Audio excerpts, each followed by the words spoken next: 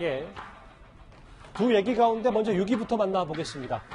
예비 경선부터 민주당 대선 후보들에게 집중 공격을 받고 있는 이재명 지사가 원래대로 사이다처럼 돌아가겠다 이렇게 선언 아닌 선언을 했습니다.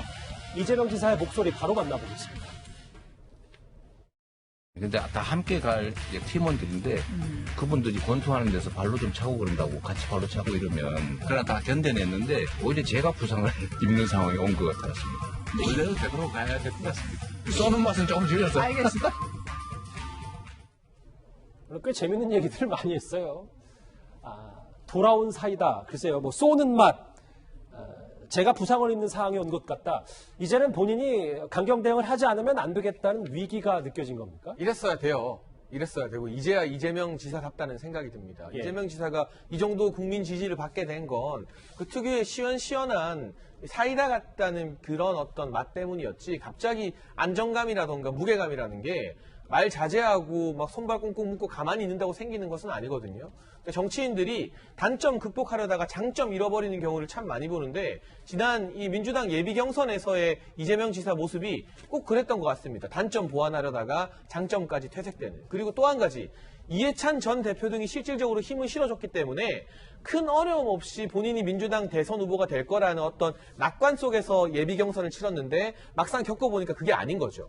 나를 쉽게 인정하지 않는구나. 친문 세력이 그렇게 호락호락하지 않구나. 이해찬 전 대표가 아무리 도와줘도 송영길 지도부가 아무리 호의적이라도 친문은 나를 적자로 보지 않는구나. 그걸 뼈저리게 느낀 것 같고 그랬다면 이제부터는 과거의 이재명 스타일로 돌아가서 본인의 이 대선 후보 자리를 쟁취해내야만 하는 것인데 이 과정에서 상당 부분 뭐 중도층이 좀 떨어질 수도 있고 민주당 지지층 사이에 감정의 골은 더 깊어질 수도 있습니다. 하지만 이재명 지사 입장에서는 가만히 앉아있다가 이 대선 후보가 결선까지 가게 되면 1대1 구도에서 이낙연 전 대표에게 넘어갈 가능성 배제할 수 없기 때문에 가만히 앉아있다가 페이스메이커 되느니 원래 스타일대로 다소 일부의 이 친문 지지층은 포기하고 가더라도 한번 제대로 붙고 내 어떤 본인의 스타일대로 승부를 보겠다 이런 전략을 세울 수밖에 없는 상황까지 코너에 몰렸던 것 같습니다. 예.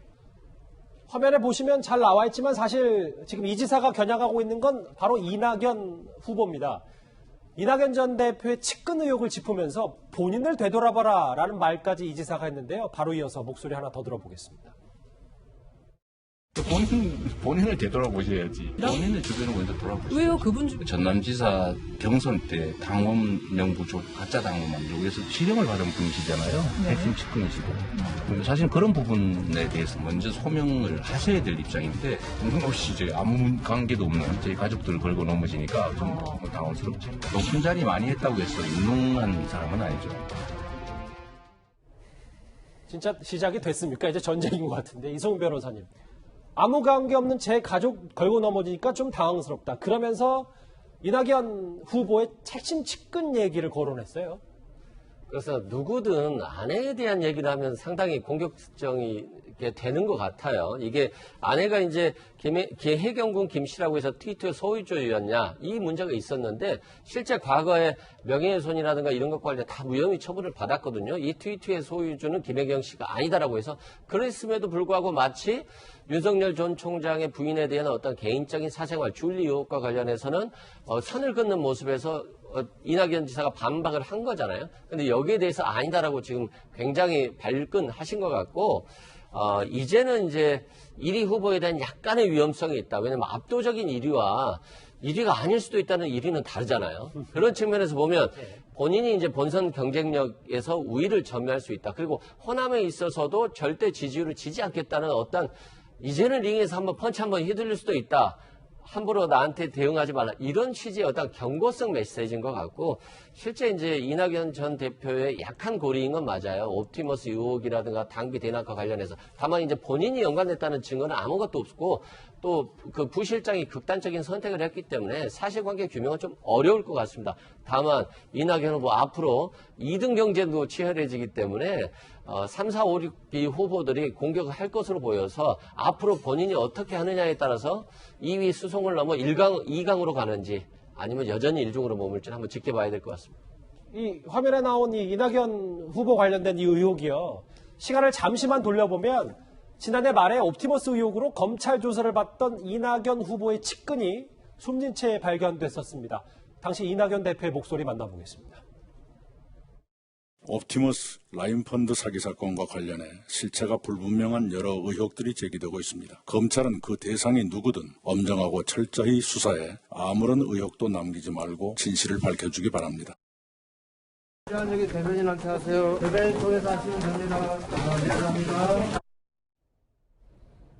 벌써 작년 12월인데 꽤 오래된 얘기 같습니다. 김근식 교수님. 네. 회계사인 김경률 대표는 이 부분을 오늘 SNS에 거론하면서 이낙연 후보는 바지 내려 해결될 일이 아니다. 글쎄요, 오늘 이재명 지사 다시 한번 맞받아 쳤고, 김경률 대표 이런 얘기를 했고, 어떻게 받아들이십니까? 그러니까 그동안의 그 바지 이야기는 이제 이재명 지사의 이제 스캔들 문제와 관련된 이야기를 반박하는 과정에서 나왔던 다소 민망한 단어였지 않습니까? 그리고 이제 이낙연 대표 측이나 정세균 대표 측에서 이재명 지사를 예비 경선 때 공격했던 주 포인트가 주로 이제 사생활 또는 욕설 또 뭐 스캔들 이런 것들에 대한 문제였는데 지금 이야기되는 이제 사이다로 돌아온 이재명 지사가 이낙연 대표를 향해서 했던 이야기는 바로 옵티머스 의혹과 관련된 측근의 특단적 선택 문제란 말입니다. 물론 이제 죽은 사람은 말했기 때문에 그분이 어떤 일을 했고 그분의 관계와 이낙연 당시 그 당대표가 어떤 관계인지는 아무도 모릅니다만 어찌됐든 간에 누가 봐도 아까 이야기 나왔던 것처럼 과거에 전남도지사 경선 때부터 실제로 이제 선거법 위반으로 실제로 실형을 살고 나오신 분이고 네. 그렇지만 실형 살고 나서 바로 또 비서실 부실장으로 또 분명히 임명을 했던 최측근이었고 또 이번에 당대표 됐을 때도 이 선거 사무실에서 이 이른바 복합기 대여라는 측면에서 옵티머스와 연관된 게 나오니까 사실 큰 사건이 아니었습니다. 드러난 걸로는 사실은 수백만 원 정도의 어떤 조그만 정도의 어떤 그 대여료를 대신 대납해 준 건데 극단의 선택을 했단 말이죠. 그러니까 많은 분들이 무언가 더 큰 게 있나라는 생각을 하기도 하고 아니면 그 최측근이라는 분이 얼마나 자기가 모시던 분한테 정치적 누가 될까봐 스스로 끌었다고 생각할 수도 있습니다만 그런 내용을 보면 그냥 사생활에 있는 개인적인 어떤 문제보다는 훨씬 더 이게 큰 정치적 의혹들이 되는 사안입니다. 예. 그런 맥락에서 아마 김경률 대표는 이게 바지 내려서 해결될 문제가 아니라 정치적으로 깔끔히 해결해야 될 문제라고 아마 경고성 멘트를 날린 것 같습니다. 참, 근데 바지 발언은 쉽게 수면 아래로 내려갈 것 같지는 않네요.